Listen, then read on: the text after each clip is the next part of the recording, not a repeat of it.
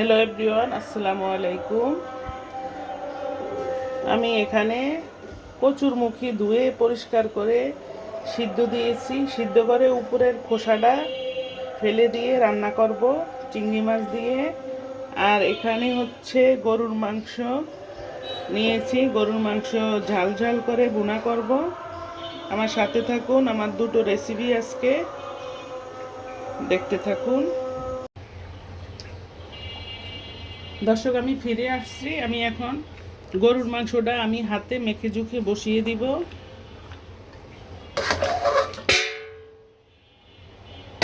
এভাবে দিচ্ছি গরুর মাংসটা, দিচ্ছি লবণ, স্বাদ অনুযায়ী দিচ্ছি লবণ, দিচ্ছি তেল,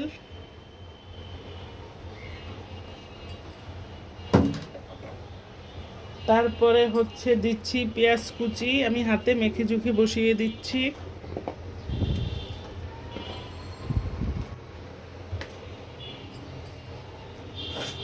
এখানে দিচ্ছি এলাচ, লবঙ্গ, দারচিনি,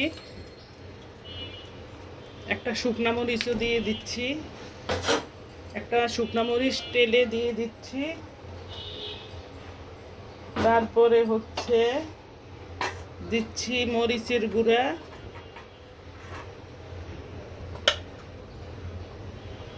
দিচ্ছি হলুদের গুঁড়া,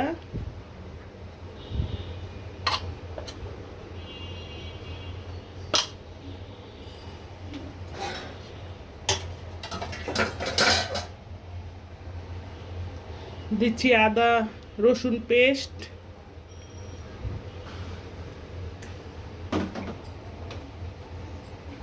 দিচ্ছি আদা পেস্ট,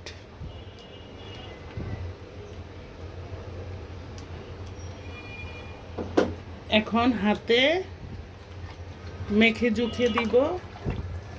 মেখে জুখে 10-15 মিনিটের জন্য আমি এইভাবে ম্যারিনেট করে রেখে দিব।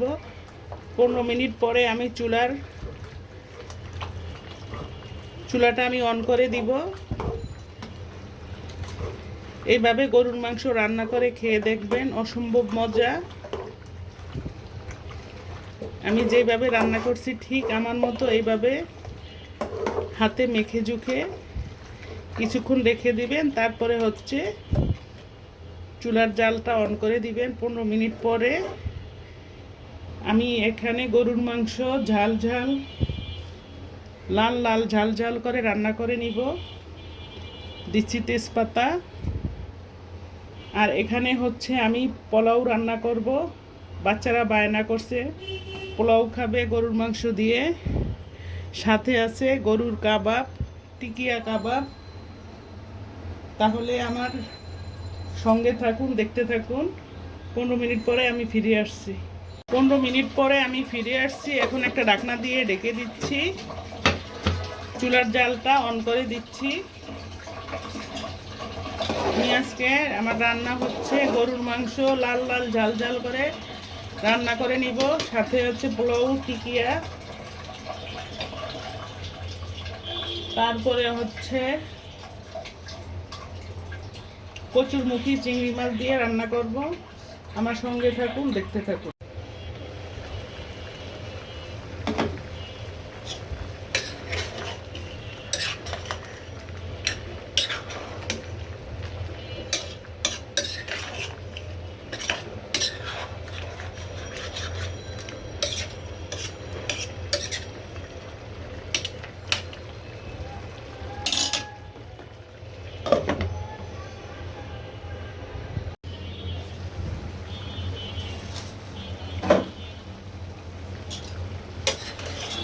মাংসটা আমার কষানো হয়ে আসছে। আমি একটু পরেই ঝোলের জন্য পানি দিয়ে দিব।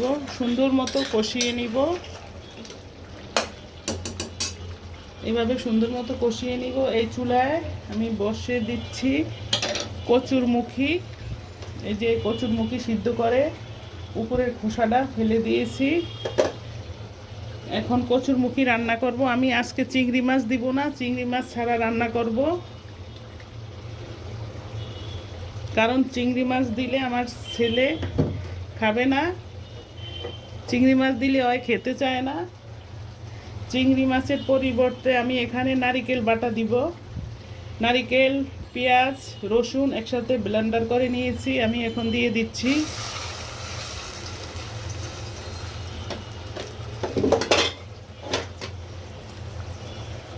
দিচ্ছি লবণ,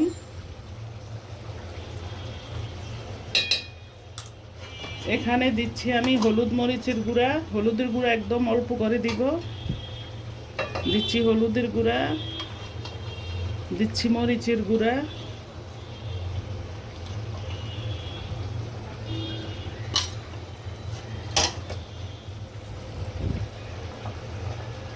এখন এইভাবে কষিয়ে নিব। সুন্দর মতো কষিয়ে নিয়ে আমি এখানে হলুদ, মরিচ, তারপরে হচ্ছে অল্প করে একটু রসুন দিছি, কারণ বেশি রসুন দিলে গন্ধ করবে, নারিকেলের সাথে রসুনটা একটু কম যায়। আর দিছি পেঁয়াজ বেটে, আমি সব মশলাগুলো বেটে দিচ্ছি। এখন এইভাবেই সুন্দর করে কষিয়ে নিব। এই চুলায় আমার মাংসটা প্রায় কষানো হয়ে গিয়েছে, আমি এখন ঝোলের জন্য পানি দিয়ে দিব।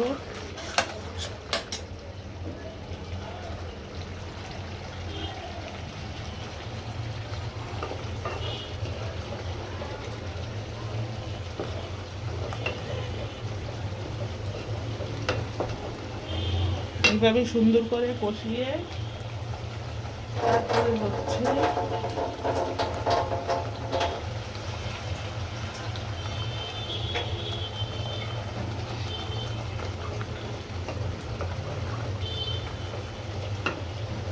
এখন হচ্ছে আমি কচুর মুখিগুলোও দিয়ে দিচ্ছি। কচুর মুখিগুলো দিয়ে আমি আবারও সুন্দর করে কষিয়ে নিব। নারিকেল দিয়ে এইভাবে কচুর মুখি রান্না করলে খেতে অনেক টেস্ট। চিংড়ি মাছ না দিলে এইভাবে নারিকেল দিয়ে রান্না করলেও অনেক ভালো লাগে। চিংড়ি মাছ দেই নাই কারণ আমার ছেলে খাবে না, তাই এমনিতেই খায় না, তারপরেও দেখি আজকে এইভাবে রান্না করে খাইনি।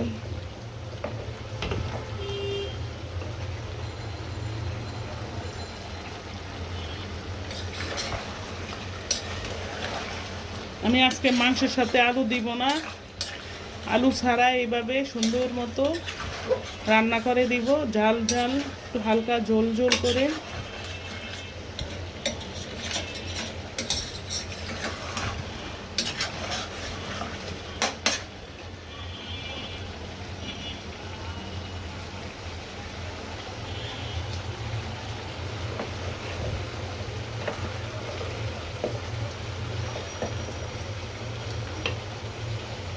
কচুর মুখিটা আমার কষানো হয়ে গিয়েছে, আমি এখন ঝোলের জন্য পানি দিয়ে দিচ্ছি।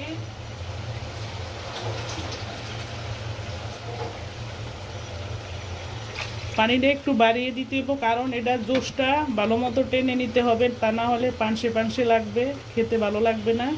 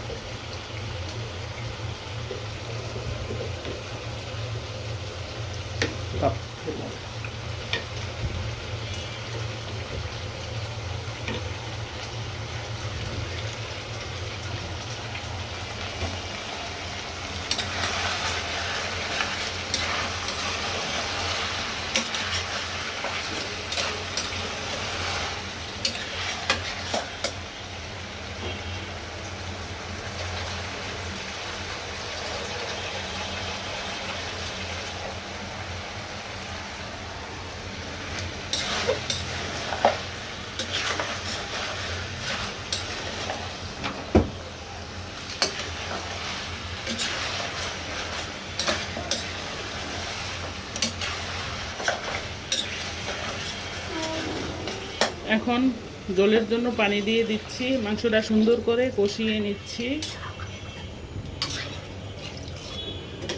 এই পানিতেই সিদ্ধ হয়ে যাবে।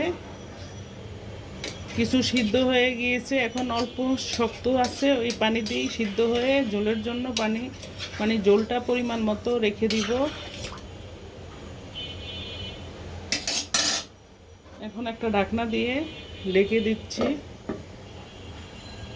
এই চুলায় আমার কচুর মুখিটা একটু নেড়ে চেড়ে দিচ্ছি। সাথে থাকুন, দেখতে থাকুন, কোথাও যাবেন না। প্রিয় দর্শক, আমি এই চুলায় পোলাওটা বসিয়ে দিচ্ছি পেঁয়াজ কুচি, আর হচ্ছে দিচ্ছি তেল।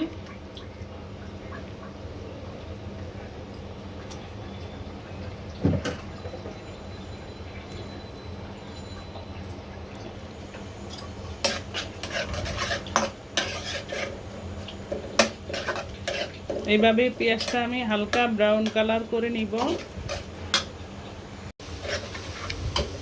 এখন আমি পোলাও চাউলটা দিয়ে দিচ্ছি। পোলাও চাউলের ভিতরে কাঁচামরিচ, এলাচ, তেজপাতা, দারচিনি, আদা রসুন পেস্ট সব কিছু একসাথে দিয়ে দিচ্ছি। এইভাবে দিয়ে আমি চাউলটা কষিয়ে নিব।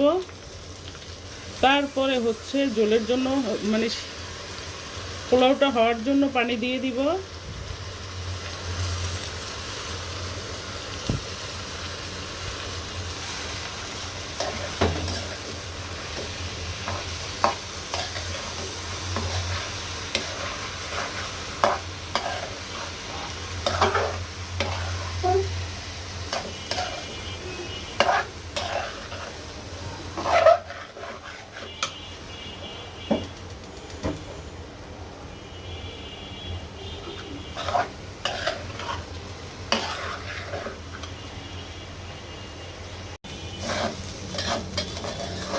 এইভাবে চাউলটা একদম সুন্দর করে ভেজে নিব। আমি দুই রকম করে পোলাও বসাইয়ে দেই। একটা হচ্ছে পানি ফুটিয়ে ওটার ভিতরে চাউল দিয়ে দেই, আর ওইভাবে করে নেই পোলাওটা। আরেকটা হচ্ছে এইভাবে ভেজে তারপরে পোলাওটা রান্না করি। আজকে এইভাবে ভেজে নিচ্ছি।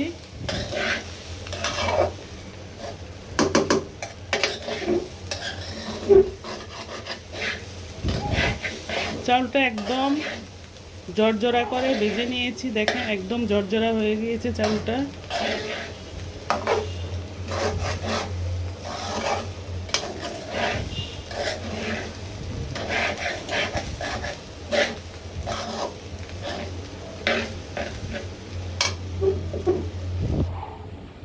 এই চুলায় আমার কচুরমুখিটা প্রায় হয়ে আসছে। আমি এখন ধনিয়া পাতা দিয়ে দিচ্ছি।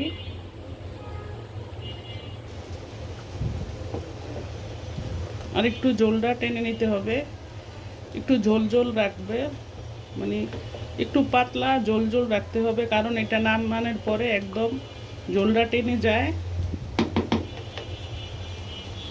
পোলাওর চালটা আমার ভাজা হয়ে গিয়েছে। আমি এখন পানি দিয়ে দিচ্ছি। সুন্দর করে ভেজে নিয়েছি, দেখেন অনেক সুন্দর জর্জরা করে ভেজে নিয়েছি। এখন আমি এখানে পাউডার দুধ গুলিয়ে পানিতে দিচ্ছি।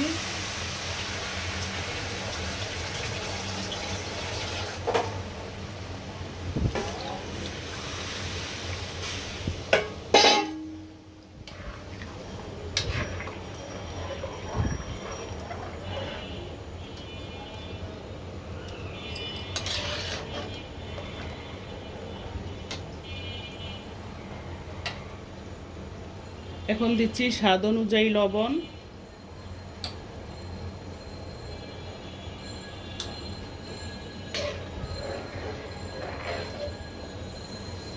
এইভাবে নেড়ে চেড়ে দিতে হবে, তা না হলে দলা বেঁধে যাবে।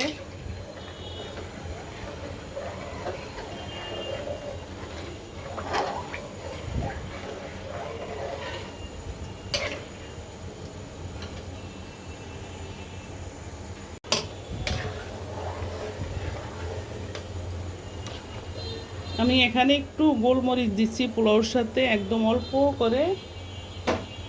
তারপরে হচ্ছে দিচ্ছি একটু এলাচ, আস্ত এলাচও দিয়েছি, এখন এলাচ পাউডারও দিচ্ছি অল্প করে।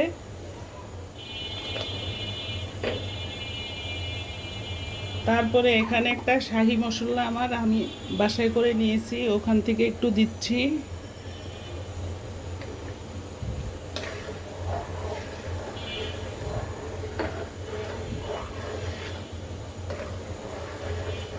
এখন আমি একটা ঢাকনা দিয়ে ঢেকে দিব।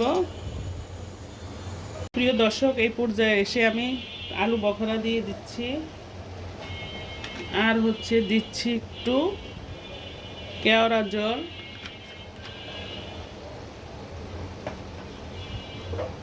এখন একটা ঢাকনা দিয়ে কিছুক্ষণের জন্য ঢেকে দিয়েছি।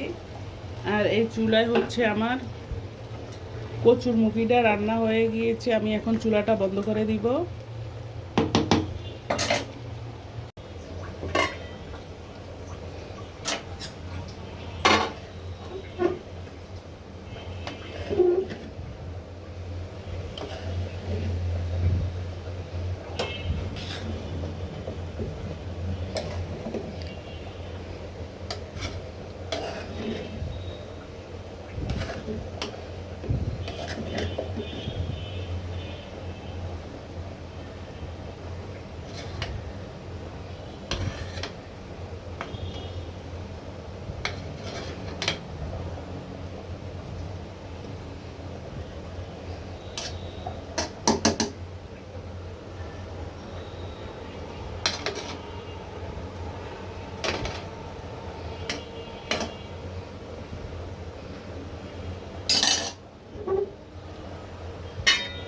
আবার কিছুক্ষণের জন্য দমে রেখেছি, কিছুক্ষণ পরে ফিরে আসছি।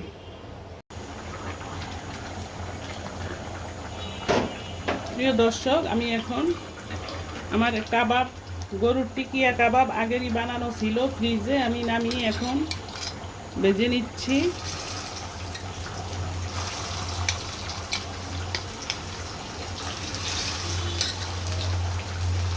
এভাবে এক এক করে সব কাবাবগুলো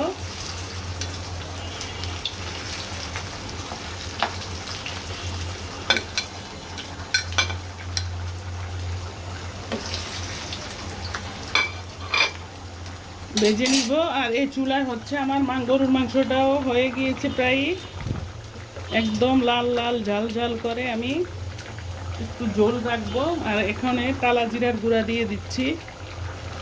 এটা হচ্ছে কালা জিরা।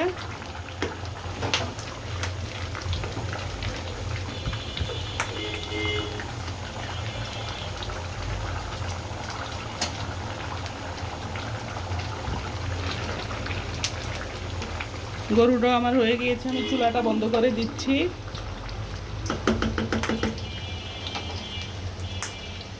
এই চুলায় হচ্ছে কাবাবটা ভেজে নিতেছি।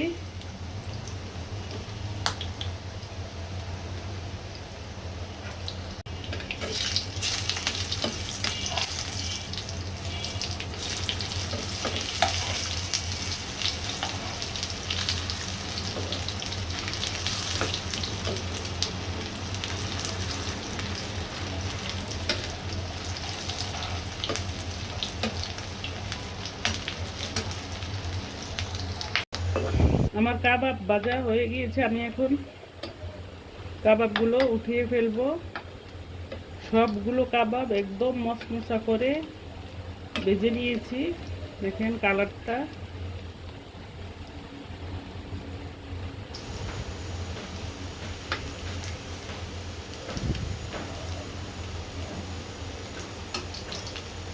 আমি এখন কাবাবগুলো এক এক করে সব তুলে ফেলতেছি।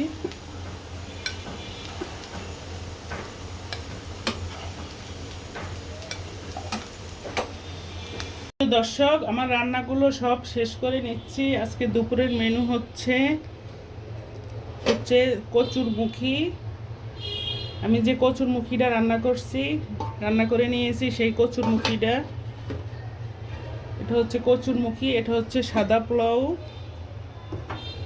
এই হচ্ছে সাদা পোলাও, এই হচ্ছে গরুর লাল লাল ঝাল ঝাল ভুনা, সাথে হচ্ছে টিকিয়া কাবাব, গরুর টিকিয়া কাবাব। এই হচ্ছে গরুর টিকিয়া কাবাব, এই হচ্ছে গরুর জাল ভুনা, সাথে হচ্ছে সাদা পোলাও, আছে কচুর মুখী। আজকে দুপুরের মেনু এখানেই, এই পর্যন্ত এখানেই শেষ করছি। সবাই ভালো থাকেন, সুন্দর থাকেন, সুস্থ থাকেন। আল্লাহ হাফেজ। আসসালামু আলাইকুম।